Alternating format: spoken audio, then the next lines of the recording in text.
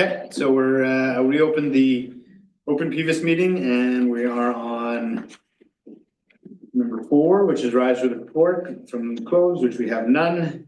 So we'll go to 6, consent agenda. So we'd like to move the consent agenda. Director Max, second by Director Ramsden, opposed and carries. Any business arising from the minutes? None. We'll go to number 8, 8.1, SLRD CAO verbal update. Mark. Yeah, Mark Phillips, Director of Correct Services, acting for Heather Paul as CAO.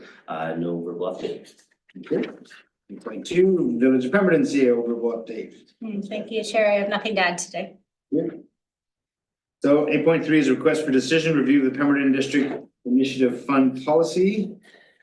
Welcome back. From 3, project and program coordinator. All right, so the next item is a direction request for the review of the Pemberton and District Initiative Fund Policy. We recently had an engagement page and a public survey created for the policy review. We received feedback from current and prospective applicants that has been added to this report related to applications, presentations, and reporting processes. A common theme we heard was the amount of time organizations were spending on a lot of the processes related to the program. So we've incorporated that feedback and identified some recommendations to streamline the policy. And we have some additional items that need direction, including funding limits and exceptions from the committee.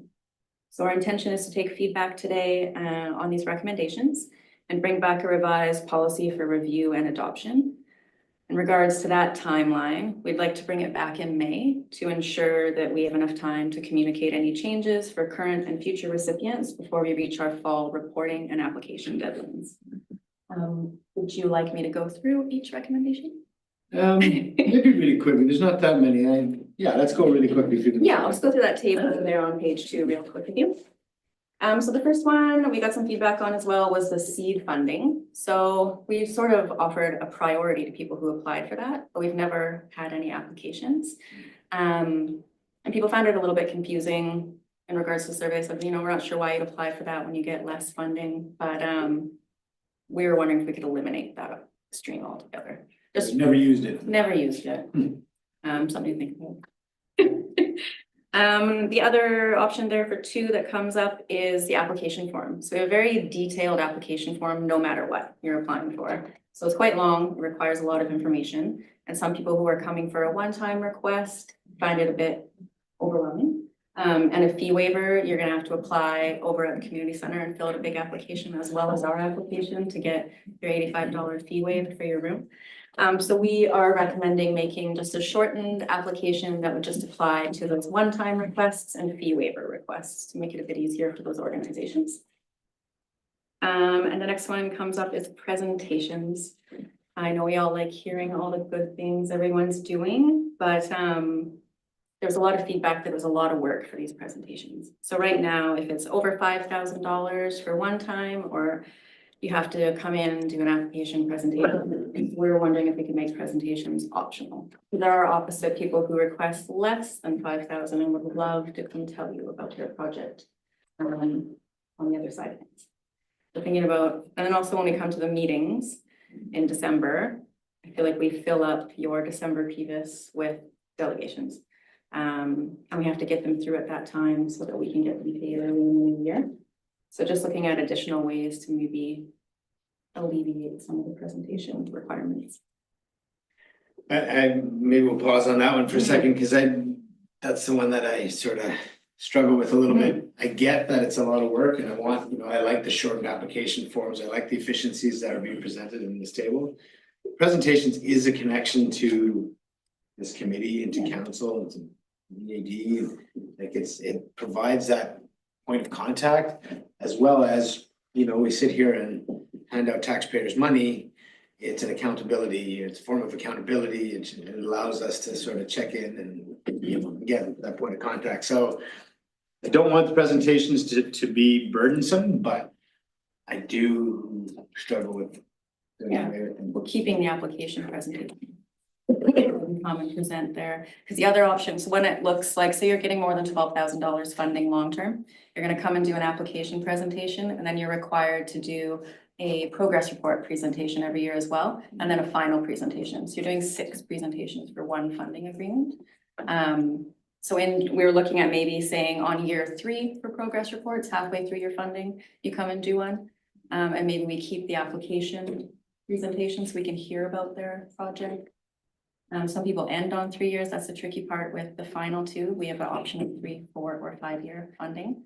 So we thought at 3-year, we would catch everybody to get a presentation at their 3rd year. But we can do ultimately whatever you like to see. Yeah, I agree with you. I think we need to have direct contact with the people asking for the money at some point, however you say it, over 5,000, whatever. But it is taxpayers' money that we're giving out here. And if we're gonna just start giving it out, just tell them to send a request and we'll send them a check. You know, like to me, there's no checks and balances. And I think it's wise that they come and make their pitch and say, this is what we're doing for the community, and this is how it benefits the community, and we want your support. Then we can go, yeah, okay, that sounds good, or no, it doesn't sound good. But just to have somebody send in a request and say, send us a check, I think we need to be able to ask some questions.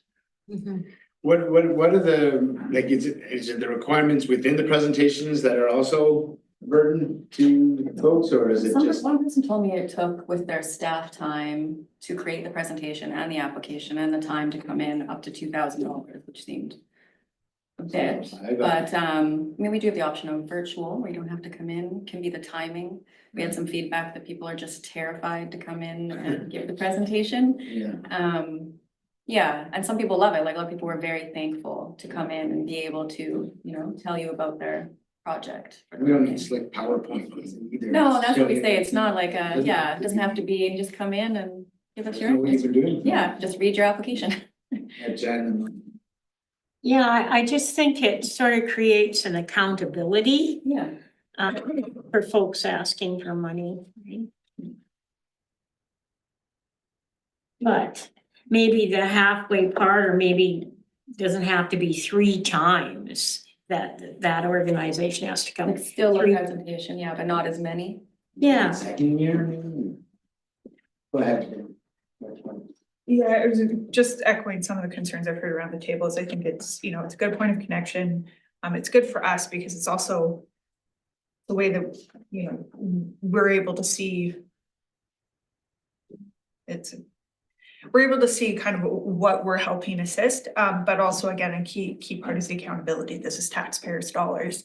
And I think for, I mean, if we're looking at applications for over $12,000, definitely a presentation for the, when they're applying. But I think even for $5,000, it's, you know, it's an accountability and making sure people have done what they said they're gonna do, or if they haven't, explaining why, and not implying that anybody's doing anything wrong, but I think it's just looking at it systematically. That's a really important check. But at the same time, if I'm hearing that, you know, some organizations are spending, you know, potentially $2,000 preparing for these presentations, which we've given them a 5-minute max.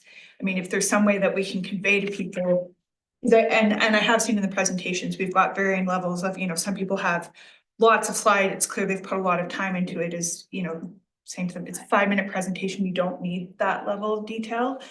And for the longer term funding projects, I mean, your point about having a check-in, maybe not every year, but every 3 years or every 2 years, and then giving the option that if, let's say we've got a funding that only runs for 3 years, I mean, to have them do a progress report at 3 years plus a final report, I mean, I would hope, or if we can build in the flexibility and say, well, just give us your final report at that point.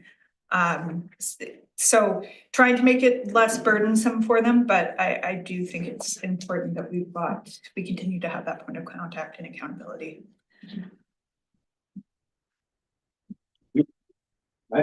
Just one comment, I think the fact that the community is coming here, not that we're kind of some lords and kings sitting over everything, but my point is it keeps us involved with what's going on in the community and to know, you know, what all the different groups are, and it keeps us sort of dialed in as to what's happening out there, and I think that's a really important thing. So I don't know if you want us to get really prescriptive in terms of any direction, like, well, every second year, or if you wanna just look at that. Yeah. Maybe have a look at that on your own, and I think the message is, we want some presentations, we want that connection, but we also want it to be a little bit easier on the performance, so. All right, and then the next thing is the reporting. So we have a report form that is for the progress report and final report. It's a pretty big report. One question only is for the final report. So we were looking at making a shortened progress report where they're just basically saying, yep, you know, we're following along with what we agreed to do. Here's any changes, just checking in that they're doing what they're to be doing each year and not making it as cumbersome as the final report. And then the final report will have all that information. And then we also have a interesting one with the renewals. So they can do 3, 4, or 5-year terms. And so when you have a 3-year term, you can get up to 2 renewals. And in the past, we've been having them submit a letter for that renewal that's essentially already been approved to come back to PVUS and the board to then create that renewal process. We're hoping we can just clarify the resolution that they're approved for those renewals if needed and issue those at a staff level, unless you'd rather us keep coming back for each renewal each year as well. I don't think it's necessary to come back for each renewal personally. I'd like to see it simplified, but, you know, I also wonder, and I don't know if this is the right spot for it, you know, some of these funding actions that we take here, they're gonna be around forever.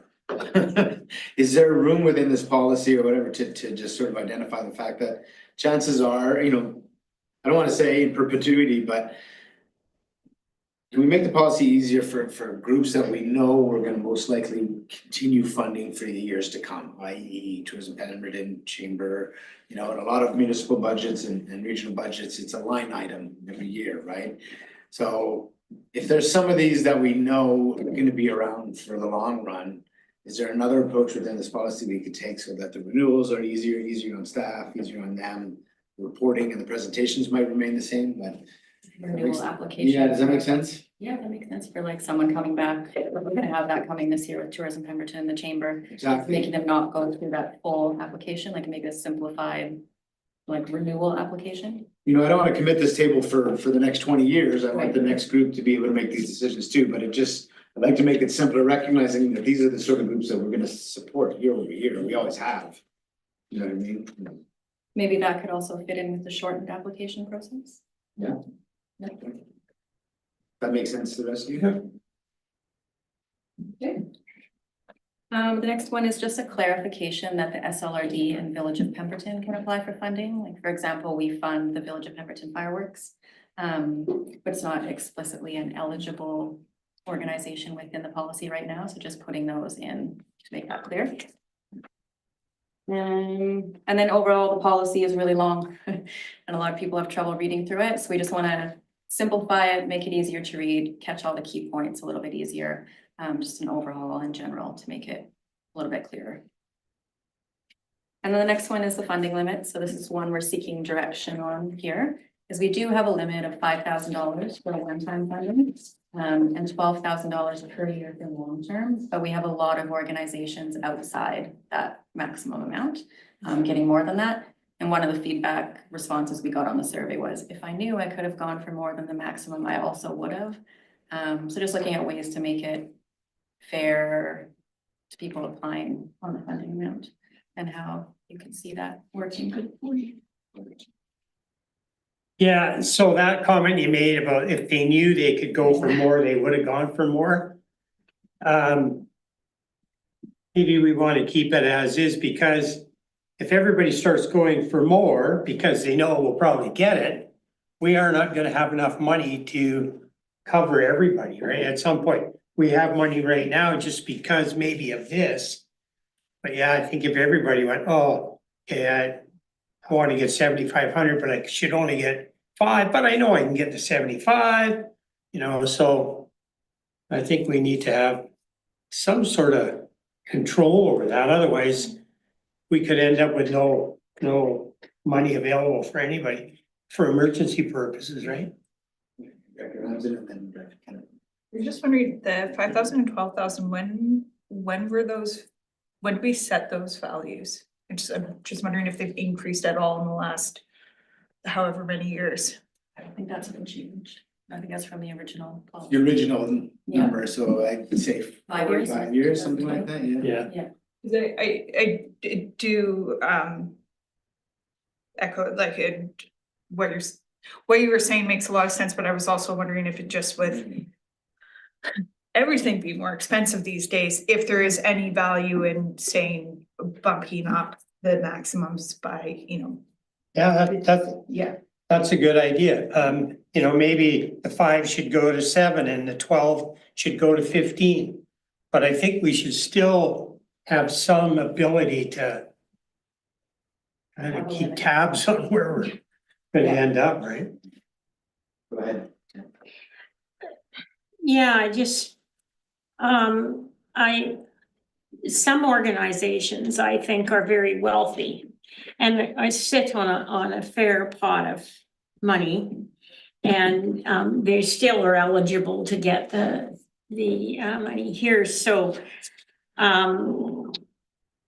If an organization is sitting with $100,000 in the bank, do they really need $12,000 from us? But they're happy to take it, which I understand, and it's all going to a good cause and everything, but.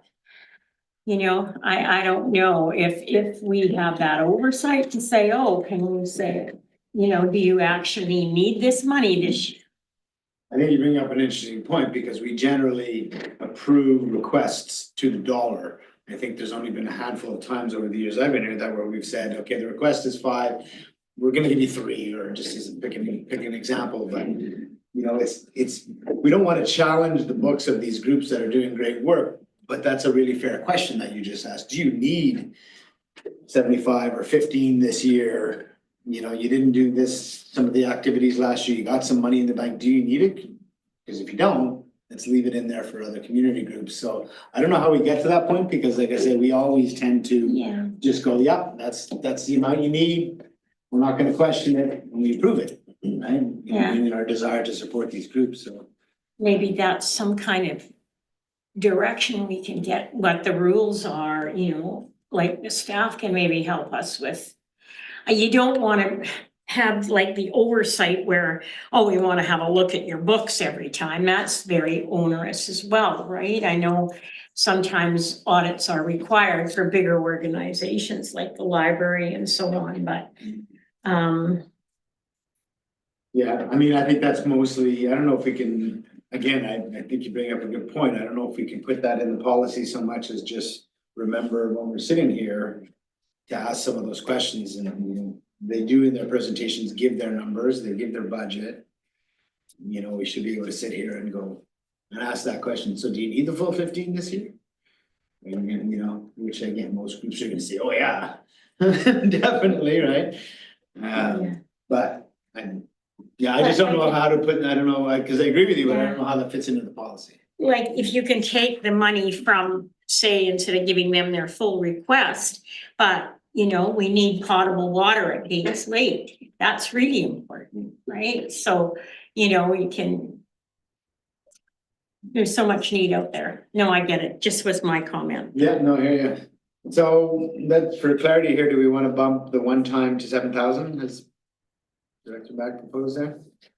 I think that's for the one time. I was kind of curious how we got to 5,000 too. You got 12,000 a year if you're doing the multi-year, and you one time is 5. So I think that one definitely can use a little breathing space. So 7 is the number we're going on that.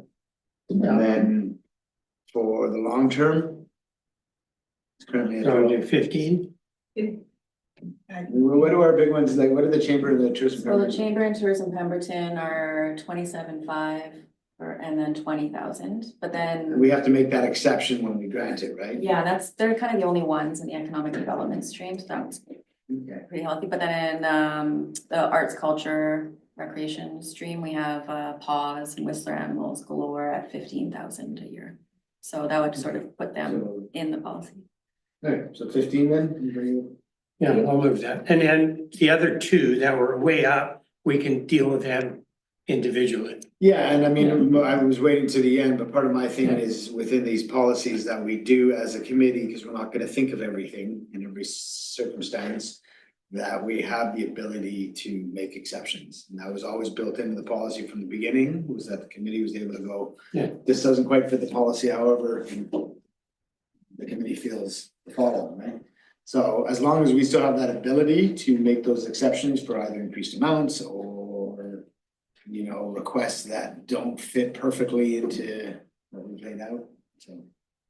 Yeah, that makes sense. And in regards to that progress report too, with the funding each year, we did want to put a clause, like an example that happened last year was the visitor center funding and how they didn't need the full funding. So part of that progress report will be, you know, reporting on what you're working on and do you need that full amount again for your budget coming up this year so that we can make sure that that lines up. And then the last item is for exceptions. Currently, you can't apply for funding twice. So if you're on a long-term agreement, you can't apply for one time. So they were looking to make an exception for organizations who are applying for funding for truth and reconciliation events and programs. Yep. Good, that makes sense to everybody? Okay, so at this point, you've heard the committee's comments on these, is a motion to incorporate the revisions from what you've heard today, is that too loose? Motion for you, or do you have it all captured? Yeah, I do have it all captured, and if we could capture them actually in two resolutions as outlined here, because some are directly from the PVUS committee to staff so that they can update them. And then the others is going to be a recommendation to the board in regards to, so the two dots that are there would just have to be done separately.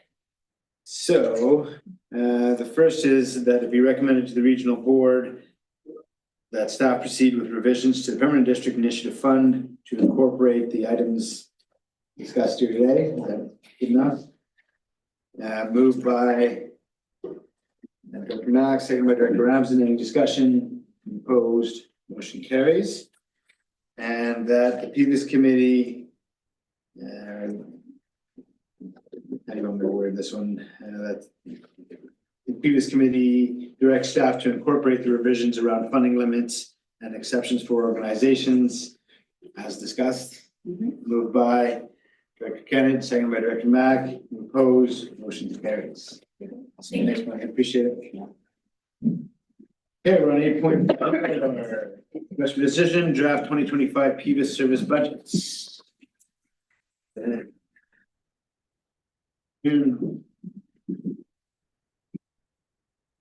It's Suzanne LaFrance, Director of Finance. Hopefully, we can approve this budget at this meeting.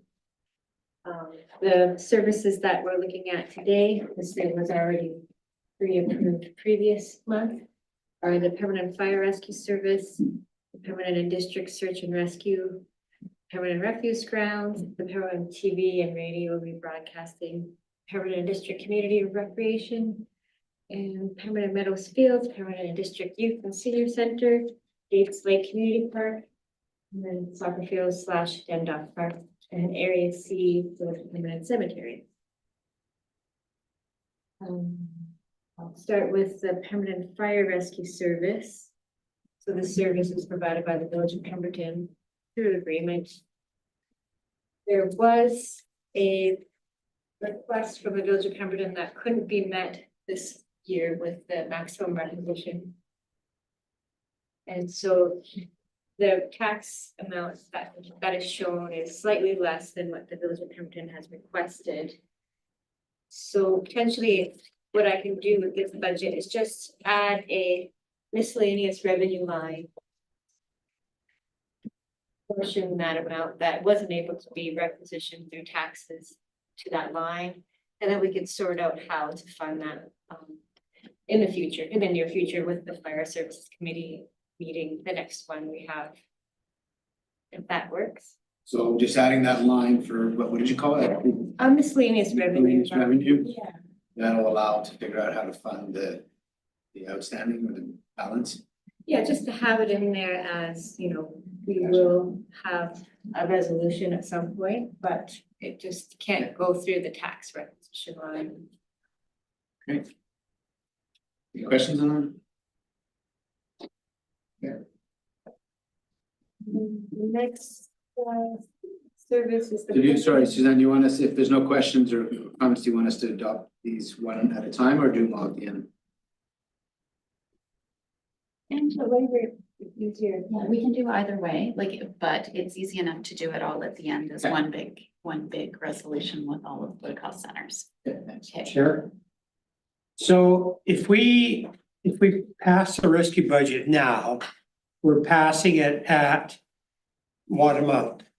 244 or whatever, no, whatever it is. 297.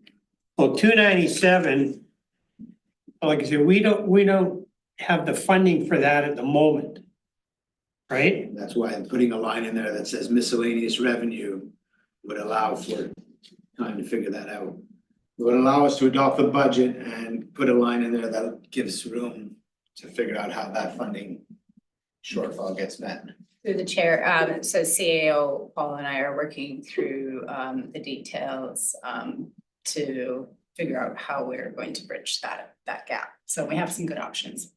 So this, by putting this miscellaneous revenue in there, doesn't it, it just says, It'll be a placeholder. it's a placeholder, allows us to keep the Yeah. budget process moving. and- It's a placeholder, but it's not determining where the funds are coming from at this point. Okay, the next budget is the Pemberton and District Search and Rescue Society's budget request, which came back after last month's presentation with an increase. They're now requesting $68,800 for 2025, which ends up being an increase of a 92.6% increase, or $33,200, an increase over 2024's amount. The So- main reason why they had this increase is what I can decipher is additional training and recertification. And that was a $40,000 add-on to their budget request. I did include their full new request in the package. But yeah, I'll open up for any questions on that budget. Originally, when they came in flat, didn't they? And now they've added 92.6. Yeah, so they've gone from 35,850 to 69,050. And when, yeah, like, so you say when they came in and made the presentation, it was zero, it was flat. Yeah. So, So noticing the training costs is what they're citing as this additional budget increase, but that's a big jump. yeah, and I think it's almost a little dubious that they would come in and make their presentation and say, we're okay. And then now all of a sudden we see it's gone up by, what, $34,000 or something? Yeah, it's interesting. Does their training budget usually come out only of the money supplied through this table, or is it, do they raise fund? They have multiple different revenue sources. We're very minor. actually. So I'm wondering why these training costs are up all on our budget. Well, thoughts? I don't know, maybe Russell, you're more of an expertise on training and so on, being, you know, in the fire department and so on, but it seems like an awful lot of money to, how often do they all go? And I noticed that in the, like in the A agenda. lot of the there's a lot of it, like certifications Whitewater. are yearly, right? Yeah, But it's too bad they didn't, like, when they came and made the presentation, they didn't specifically say, you know, we need swift water training, we need high angle training, we need blah, blah, blah, blah. And this is how much it is for each discipline and it adds up to $35,000. You know, okay, I understand that. But just to say all of a sudden we've gone and added all this training, well, how much, it's just, I think they need to be more specific, to tell you the truth. But can I just, but we're back in this position again. This budget has to be passed at the end of this month, does it not? Interesting, eh? Look, because that's what I was gonna say is, I mean, I know just like the little bit that I've been able to see about these types of training, like they're never cheap. So but it's that massive, it's a large increase. And it doesn't seem like we have a lot of information as to, you know, we've been told it's for training, et cetera, but why all of a sudden is it coming out now? And a little bit more information would have been helpful, and clarification as to, you know, what happened there. But then also we're running into a timing issue is kind of what. See, and that's, so that's the issue that I have. They were here last month and made their presentation for their budget for the year. And, you know, we're, okay, wonderful. They didn't need anything because obviously they've either got money in a reserve or in the bank or whatever. And then they go away from here and all of a sudden now they come back and say, oh yeah, we need 35 grand for training. Well, why didn't they tell us that last month? They must have known that last month, obviously. This didn't come out of the blue. And do all their certifications expire at the same time? Like in each given year, right? Because some certifications are 1 year, others are 2, 3, 5 years. So And that's sort of, those are the questions that we would ask, and that's back to the accountability in the presentations, right? Yeah, I hear you. And you know, my questions would be as well, how do you normally pay for training? Is that all, you know, why is the request all on us to pay for that training? Is there normally, there's more funding sources, so. Go ahead, Suzanne.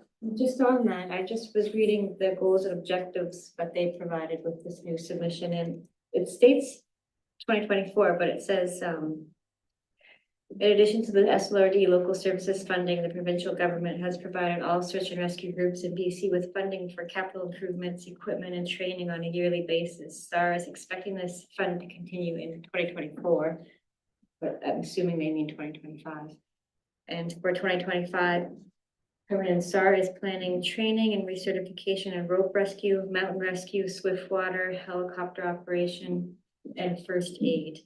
Replace avalanche transceivers, helmets, and first aid gear, swift water dry suits, and other swift water gear. Just wanted to mention. So without them in front of us to answer some of these questions, I also don't want to handicap in terms of the training like they need to do. So do we want to provide some sort of budget increase? If not the 33,200, and like we said, we're running a timing issue. We have to approve this budget. So do we want to include a round number increase, or how would you guys like to go ahead with this? My comment is if, just from what Usana said about the infrastructure equipment, I think is important. You know, to. And I think this is, again, without seeing the whole budget, I'm sure there's lots of important things in their Yeah. budget Yeah. and how it adds up. And how the training is critical because if they don't have certification, they can't participate, right? But it also sounds like there's the potential for some funding through the program that Suzanne just Yeah, for mentioned. sure. So we don't know. You know, it's back to your comment earlier about if we provide a higher level, then people take it. That's human nature, right? Is it necessary? Do they have the money in the account to cover? Can I just ask the CAO if he, do you have any information on provincial funding for training or that kind of stuff for these organizations? That's sure. I don't have, a clear sight on that. I know there is, streams, so I can definitely. So again, we have to approve this budget by the end of this month, so.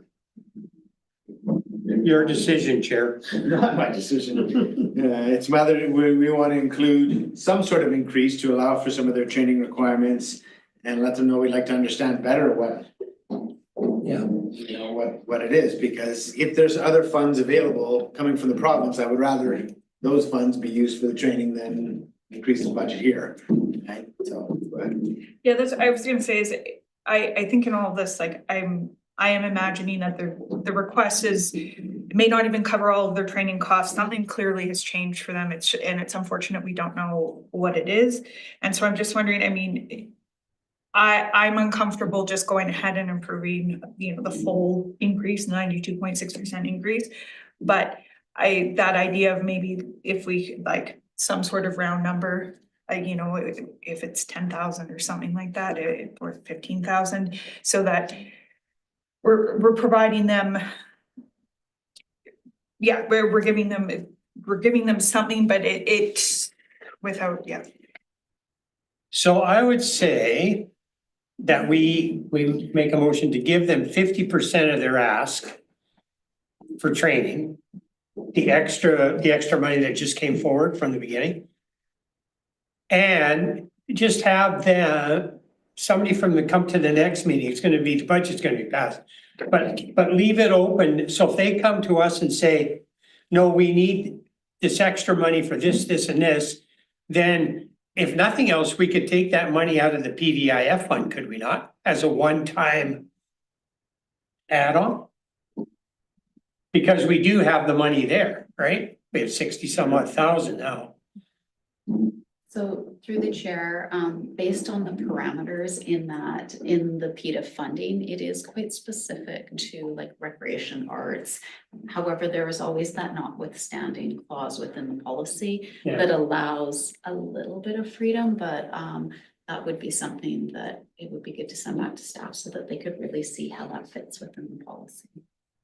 I think it would be just interesting to have somebody from their search and rescue just come and explain it to us. we'll explain it, and I want to make sure that there's other funding it's not just, okay, we've got the Yeah. full budget Yeah. for training now, we don't have to look anywhere else. Yeah. If there's other sources, Yeah. I'd like them to do the work to look for those sources, so we can keep our taxpayers' money For other stuff. as tight as possible. That's, you know, even half of that is still a 46% increase. Yeah. That's a major bump in their budget, right? Without knowing whether there's other options. Like, I'd be willing, especially when they came up with zero and then a month Yeah. later, it's this massive. Gone to hike. 100%. So I'm comfortable saying, here's an extra 10 grand on your budget to work towards your training and find other sources, and if they run into a wall, you know, with regards to training later in the season, that they come back to us, staff could have a look and see if it could be funded otherwise, but I think that's a starting point. Okay, I'll agree to that. You know, $10,000 increase to the budget. Yeah. Okay, so we'll do that at the end then. Refuse. So yes, the next budget is permanent refuse grounds. This budget shows a 7.6% increase, or $61,076. And surplus carry forward into 2025 was 11,850. There is a contingency added of 60,000 due to unknowns with the potential contract renewals. And I did add $15,000 transferred to capital reserve as well. And so their capital reserve balance is 175,909. Just open up for any questions on this budget. With the SLRD reserve policy, how does that number? The capital is basically an asset management process, which we haven't done for this service yet. Sorry, and then there's the operational surplus reserve should be at 160,000 and it's at 20,000, but the caveat is you have to have surplus to transfer to the surplus reserve.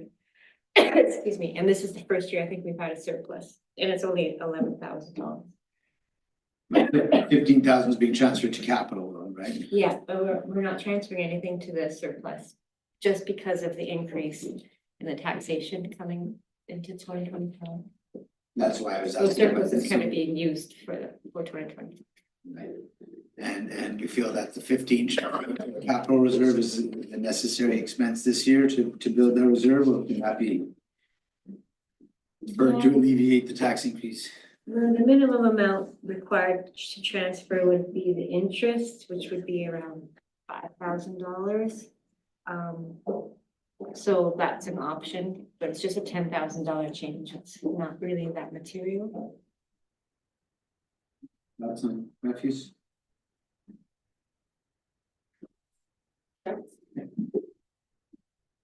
Oh, I'm sorry, did you? Yeah, I guess, so the discussion we had previously, that's all part and parcel of this total amount, right? Yes. Okay.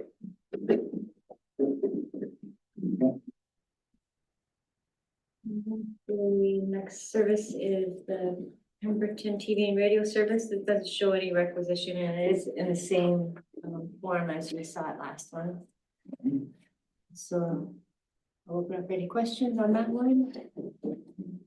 And then we'll go to the Pemberton Rec Center. And this is a 10.1% increase or $142,221 of an increase. Basically has some capital request and then the operating request from the Village of Pemberton for management of the service. There is an additional appraisal cost that we're required to provide MFABC for the property insurance. Everything else is as was shown last month. I'll just open up for any questions on the rec center. Questions? Seems like.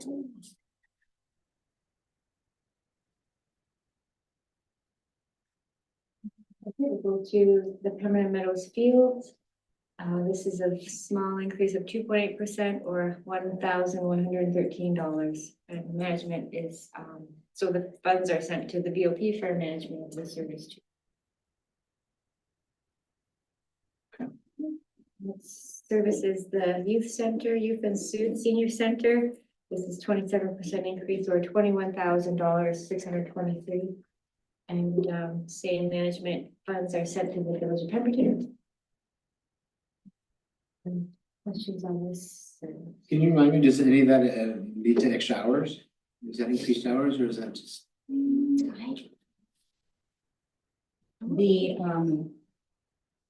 The general recreation budget includes 7-day service for the summer. For the youth and senior center? I'm not sure on the youth and senior center. I'm just curious if that, 27% increases the hours. Okay, go ahead.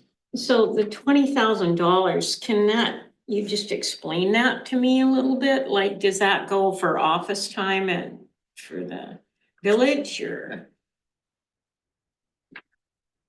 It's the same as what was presented last month when they were here as delegation to present it, so I don't have that information. Yeah, under the rec, right? Yeah.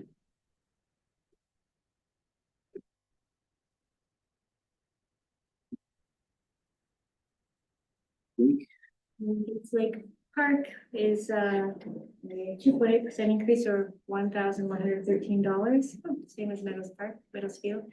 And the management funds will be sent to the Village of Pemberton. And the capital funds are through the Area C Community Works funds, and that is for the potable water project. And So to your question, there will be potable water there shortly. Well, we hope, but the money's all available. It's in the works. So Yeah. I just have another comment on the gates. Like, do we have to have funding in place for the transition? That's gonna maybe happen to the Birkenhead, the Birken Rec and Cultural. Rec and Cultural Center, whatever. Well, I think the idea is that it shouldn't increase the budget for them to manage it. That's To decrease it. That's something that we have to negotiate and deal with. Right. Camera. But is there gonna be a cost to that is my, yeah. That wouldn't happen. this budget. So when are we thinking that next year on There's that? like a year and a half left on the. Yeah, so our hope is that as of January 1st, 2026, that's when the transition will occur and Gates Lake Park will then be managed by the SLRD. Right. So we wouldn't see a change in the management costs for the 2025 budget. Okay. The next budget is Dundalk Park. A 128.8% increase or $118,388. There's a capital request for a commercial mower of 75,000 and then management funds are sent to the DOT for management. Any questions on this service?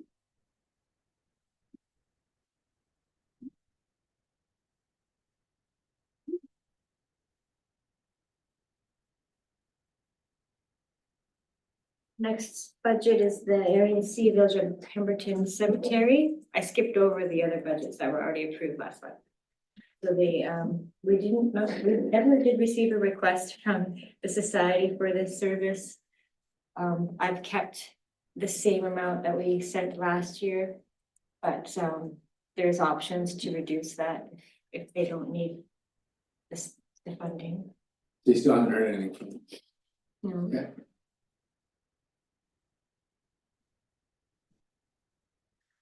Okay, if there's no questions, let's go back to the top and look for motions to approve some of these budgets, so. You say we can do this as a group? We can do them as a group, yeah, because it is a recommendation to the regional board. Let's pull out the search and rescue one, and let's get a motion to approve 1702, 1900, 2004, 2106, 2106B, C, E, and F, 2601. Motion from, to recommend to the board to approve those budgets. By Director Mack, seconded by Director Ramsden. Any discussion? Opposed? Motion carries. And then a motion to approve the Pemberton District Search and Rescue budget with a $10,000 increase. Moved by Director Mack, seconded by Director Cannon. Any discussion? Opposed? Motion carries. That's that. Thanks.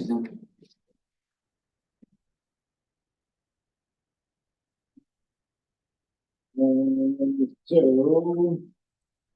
It's at the end, decision on additional lake business. Lake business we've dealt with, director's notice of motion. A motion to adjourn. Director Ramsden, seconded by Director Kennett. Any opposed? Adjourned. Thanks, everyone.